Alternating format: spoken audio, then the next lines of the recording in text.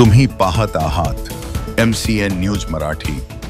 राज्य शासनाने सामाजिक न्याय आणि आदिवासी विकास खात्याचा निधी दुसऱ्या खात्यामध्ये वळती केला आहे। राज्य सरकारच्या या निर्णयामुळे अखिल भारतीय आदिवासी विकास परिषदेच्या कार्यकर्त्यांमध्ये तीव्र नाराजी निर्माण झाली आहे। या संदर्भात राज्य शासनाने सकारात्मक निर्णय घेऊन आदिवासी विकास विभागाचा इतरत्र वळती केलेला निधी तात्काळ परत करण्याच्या मागणीचे निवेदन संग्रामपूर तालुक्यातील आदिवासी समाज बांधवांकडून 13 मे रोजी तहसीलदारांमार्फत राज्यपालांना सादर करण्यात आले आहे। मुख्यमंत्री माझी लाडकी बहीण योजनेसाठी वित्त विभागाने सामाजिक न्याय व आदिवासी विकास विभागाचे 746 कोटी रुपये महिला विकास विभागाकडे वळवल्याने अखिल भारतीय आदिवासी विकास परिषदेच्या कार्यकर्त्यांमध्ये महाराष्ट्रात तीव्र नाराजी व्यक्त होत आहे। आदिवासी समाज हा हजारो वर्षांपासून दारिद्र्यात खितपत पडलेला समाज आहे। आदिवासींना दिला जाणारा निधी मुळातच अपुरा असतो। त्यातही सरकारने त्यांचा हा निधी लाडकी बहीण योजनेसाठी वळवला। हा आदिवासी समाजावर अन्याय असल्याचे प्रतिपादन अखिल भारतीय आदिवासी विकास परिषद अध्यक्ष सोपान सोळंके यांनी केले आहे।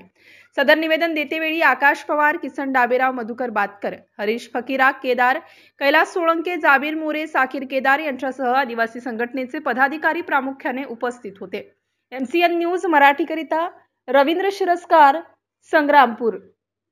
आज दिनांक 13/5/2025 ला अखिल भारतीय आदिवासी विकास परिषद नवी दिल्ली शाखा बुलढाण्याच्या वतीने तहसीलदार साहेब यांच्या मार्फत राज्यपालांना संघटनेच्या माध्यमातून विविध मागण्यांचे निवेदन सादर करण्यात आलेले आहे।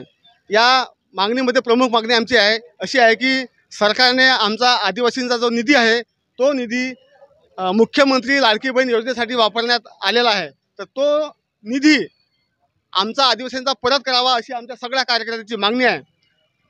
निधी परत न झाल्यास संघटनेच्या वतीने तीव्र आंदोलन पूर्ण महाराष्ट्रभर करण्यात येईल ही आमची कार्यकर्त्यांची मागणी आहे। आणि सरकारने याची दक्षता घ्यावी की तो निधी ताबडतोब परत करावा आणि तो निधी आदिवासींच्या विकासाकरता खर्च करण्यात यावा। कारण आदिवासीच हा दारिद्र्यात खितपत पडलेला आहे, शिक्षण नाही, बेकारी आहे, रोजगार नाही आणि अशा कठीण परिस्थितीमध्ये आदिवासींचा निधी सरकारने वळवला।